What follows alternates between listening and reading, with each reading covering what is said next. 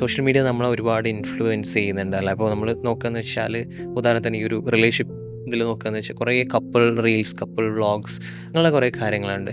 ഇത് എത്രത്തോളം ഒരു റിലേഷൻഷിപ്പിനെ ബാധിക്കുന്നുണ്ട് നമ്മളുടെ ഈ ഒരു കറണ്ട് കോണ്ടെക്സ്റ്റ് നോക്കുന്ന സമയത്ത്? ഏറ്റവും വലിയ പ്രശ്നം എവിടെയാന്ന് വെച്ച് കഴിഞ്ഞാൽ അവരുടെ ക്യാമറക്ക് മുമ്പിലുള്ള ലൈഫിനെ നമ്മൾ നമ്മളുടെ ബിഹൈൻഡ് ദ സീൻസ് ഉള്ള ലൈഫിനെ തമ്മിൽ എപ്പോഴും കമ്പയർ ചെയ്യുന്നതാണ് ഒരു പ്രശ്നം. അവർ വെരി ഫിൽറ്റേർഡ് ആയിട്ടുള്ള ഇത്ര ടൈമിൻ്റെ ഉള്ളിൽ നടക്കുന്ന സാധനം മാത്രമേ നമുക്ക് കാണിക്കുന്നുള്ളൂ. പക്ഷെ ഒരു ഓഡിയൻസ് എന്നുള്ള രീതിയിൽ നമ്മളുടെ കോമൺ സെൻസ് വെച്ച് നമുക്ക് അതിനെ ജഡ്ജ് ചെയ്യാൻ പറ്റുന്നില്ല. ഓക്കെ, അവർ വിചാരിക്കാം ഓക്കെ ഇതാണ് ലൈഫിൽ നടക്കുന്നത് എന്നുള്ളത്. അവരുടെ ആർഗ്യുമെൻ്റ് അവരൊരിക്കലും ഷൂട്ട് ചെയ്തിട്ട് നിങ്ങളെ കാണിക്കില്ല, ഇല്ലെങ്കിൽ അവരുടെ വൾണറബിൾ ആയിട്ടുള്ള സൈഡ് ഒരിക്കലും നിങ്ങളെ ഷൂട്ട് ചെയ്ത് കാണിക്കില്ല. പക്ഷെ നിങ്ങളുടെ ഇവിടെ ഈ പറഞ്ഞ പോലെ ഭയങ്കര വൾണറബിൾ ആയിട്ടുള്ള അടികളുണ്ടാവുന്നു, വഴക്കുകളുണ്ടാവുന്നു, കരച്ചിലുണ്ടാവുന്നു, ഇതൊക്കെ കാണുമ്പോൾ നമ്മൾ ഭയങ്കര സെൽഫ് കമ്പാരിസൺസ് നടത്തും, റിലേഷൻഷിപ്പ് കമ്പാരിസൺസ് നടത്തും. ഇതാണ് പലപ്പോഴും റിലേഷൻഷിപ്പിലുള്ള ഡിസാറ്റിസ്ഫാക്ഷനിലേക്കൊക്കെ എത്തുക. അപ്പോൾ നമ്മൾ പ്രോപ്പറായിട്ട് നമ്മൾ ലോജിക്കലി അതിനെ മനസ്സിലാക്കണം. അവർ കാണിക്കുന്നത് ഒരിക്കലും പ്രോപ്പറായിട്ടുള്ള കാര്യങ്ങളല്ല എന്നുള്ളത്.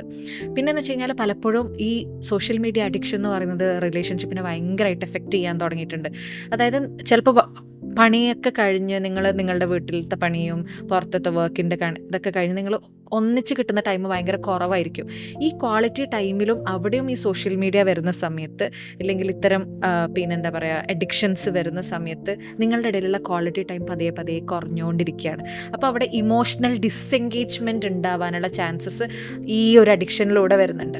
ഇപ്പോൾ നിങ്ങൾക്ക് നിങ്ങളുടെ അന്നത്തെ ദിവസം എങ്ങനെയാണെന്ന് സംസാരിക്കാനുള്ള ടൈമില്ല, പിന്നെ ഒന്ന് സുഖവിവരം അന്വേഷിക്കാനുള്ള ടൈമില്ല, നിങ്ങളുടെ ഇഷ്ടങ്ങളും ഇന്ന് സ്വപ്നങ്ങളും ഇന്ന് എന്തൊക്കെ സംഭവിച്ചു ഇങ്ങനെയുള്ള ഒരു കാര്യം സംസാരിക്കാൻ അവിടെ ടൈമില്ല. അപ്പോൾ ഈ ക്വാളിറ്റി ടൈം കുറയുന്നതും റിലേഷൻഷിപ്പിനെ പതിയെ പതിയെ കില്ല് ചെയ്യുന്നുണ്ട് എന്നാണ് പറയുന്നത്.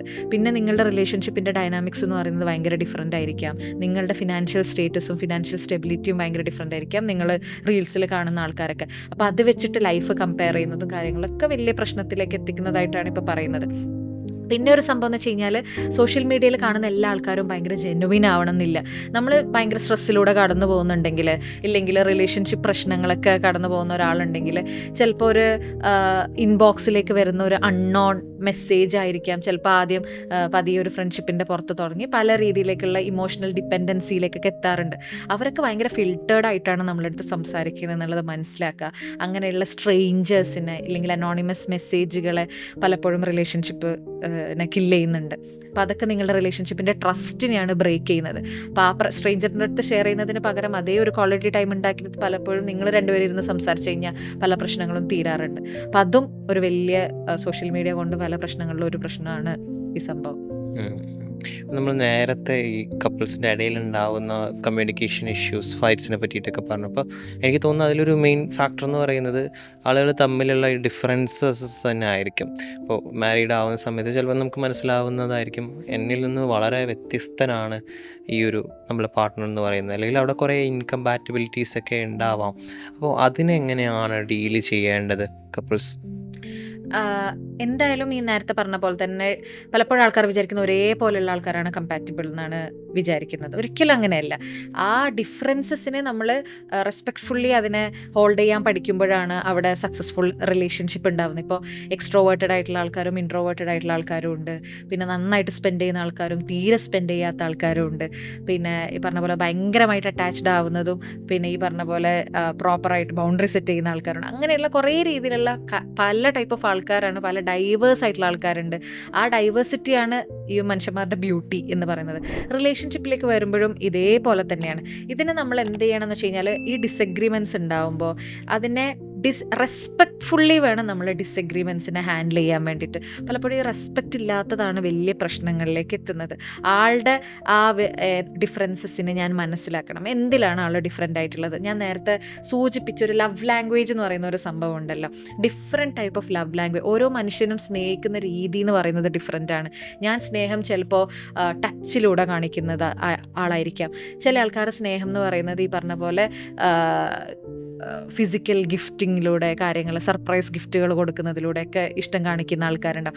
അങ്ങനെ വ്യത്യസ്തമായിട്ടുള്ള രീതിയിൽ സ്നേഹം പ്രകടിപ്പിക്കുന്ന ആൾക്കാരുണ്ട്. ആൻഡ് ദാറ്റ്സ് കംപ്ലീറ്റ്ലി ഓക്കെ എന്നുള്ളതാണ് നമ്മൾ മനസ്സിലാക്കേണ്ടത്. ഞാൻ വിചാരിക്കുന്ന പോലെ തന്നെ എല്ലാവരും എന്നെ സ്നേഹിക്കണം എന്നുള്ളതിൻ്റെ അപ്പുറത്തേക്ക് ഇങ്ങനെയും സ്നേഹങ്ങളുണ്ട്, അതിൻ്റെ വ്യത്യസ്ത വശങ്ങളുണ്ട് എന്നുള്ളത് നമ്മൾ മനസ്സിലാക്കേണ്ടതായിട്ടുണ്ട്. മനസ്സിലായി. അപ്പോൾ ഒരിക്കലും നമ്മൾ വിചാരിക്കരുത് ഞാനും എൻ്റെ പാർട്ട്ണറും ഭയങ്കര വ്യത്യസ്തമായിട്ടുള്ള ഒരാളാണ്, നമുക്ക് ഒരിക്കലും ഒന്നിച്ച് പോകാൻ പറ്റില്ല എന്നൊന്നുമില്ല.